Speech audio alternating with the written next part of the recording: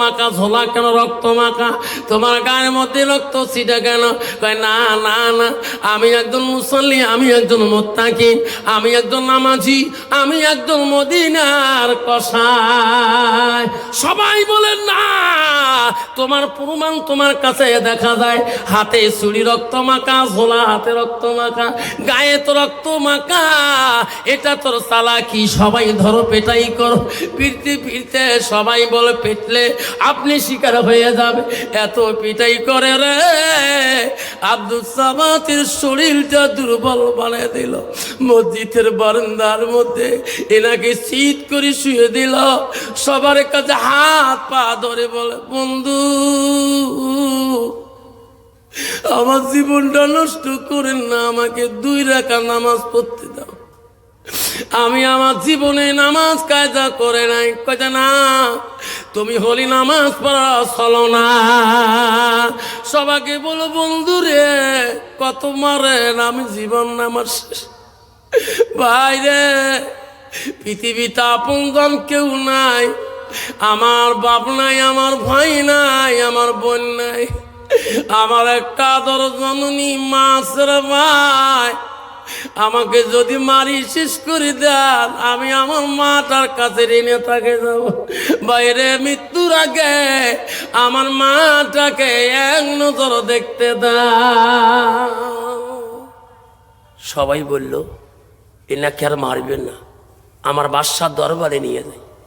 বাদশার দরবারে আব্দুল সামাদকে হাতে রশি লাগে টেনে টেনে নিয়ে গেল। বলল, বাদশা বলো কি করছেন এনাকে, এত মারছেন কেন? বলছে, মহারাজ ইনি একটা মানুষ খুনি, আমার সমাজ একজন মহৎ মানুষকে জবাই করে দিয়েছে, 2 খণ্ড করেছে। প্রমাণ, হাতে ছুরি দেখো রক্ত মাখা, ব্যাগ আছে, ঝোলা আছে রক্ত মাখা, গায়ে রক্তর ছিটা। বাদশা বলল, কথা ঠিকই, এনারা সবাই যা বলছে সব আল্লাহওয়ালা মুত্তাকিন পরহেজগারি, এনার কথা মিথ্যে হতে পারে না। মহারাজ আমরা নিজে দেখিয়েছি, এটা কি প্রমাণ হয় না? বাদশা বলল, যখন দেখিয়েছেন, আল্লাহ রাসূল হাদিস বলছিলেন, কাল কিয়ামতের ময়দানে 7 সিরানের মানুষ আল্লাহর আরশের ছায়ার তলে থাকবে। তাতে হলো 1 নম্বর হলো ন্যায় বিচারক বাদশা। বাদশা বললেন, তোরা যখন সাক্ষী হয়ে গেলেন, তোরা যখন প্রমাণ দিয়ে দিলেন, আমি বাদশা ন্যায় বিচারক আল্লাহকে ভয় করি, আমি নবীর আইন মতে চলি, সুন্নত মতে চলি।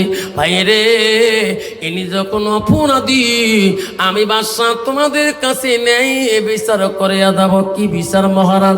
কতল বেল কতল, কতলের বিপরীত তাকে কতল করা হবে। ফজরের নামাজ পড়ি সবাই থাকবেন, এনা আমি নিজ হাতে এই দুষ্টকে আমি নিজ হাতে বাদশা জবাই করে দেব।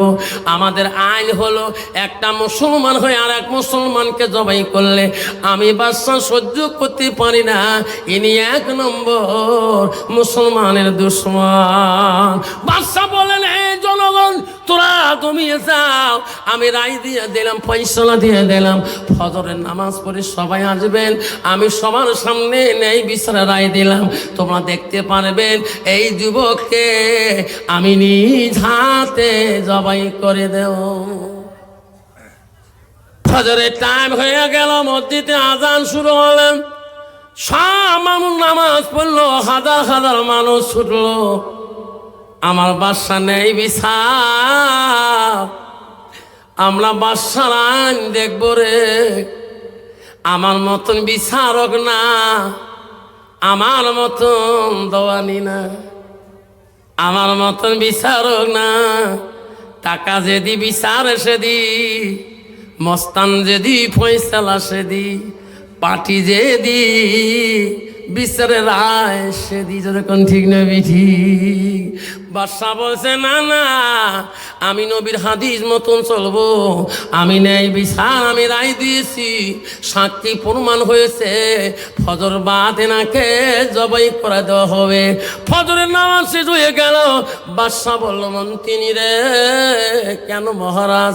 ওই দুষ্ট যুবকের কাছে যাও, যে রেডি হইতে বলো। বাদশা এখন আগুনে তাকে তো খণ্ডমণ্ড করে দেবে। দিয়া বলো ওই যুবকের কোনো কবার ইচ্ছা আছে না কোনো খাবার ইচ্ছা আছে?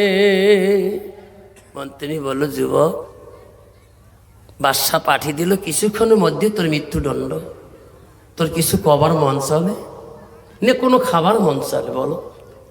যুবক দুই চোখের পানি ছাড়ে দিয়ে আল্লাহকে বলছে, আল্লাহ, আল্লাহ আমি তো খুনি না, আল্লাহ আমি তো অপরাধী না। ওই যুবক বলল, মন্ত্রী বাদশাকে বলবে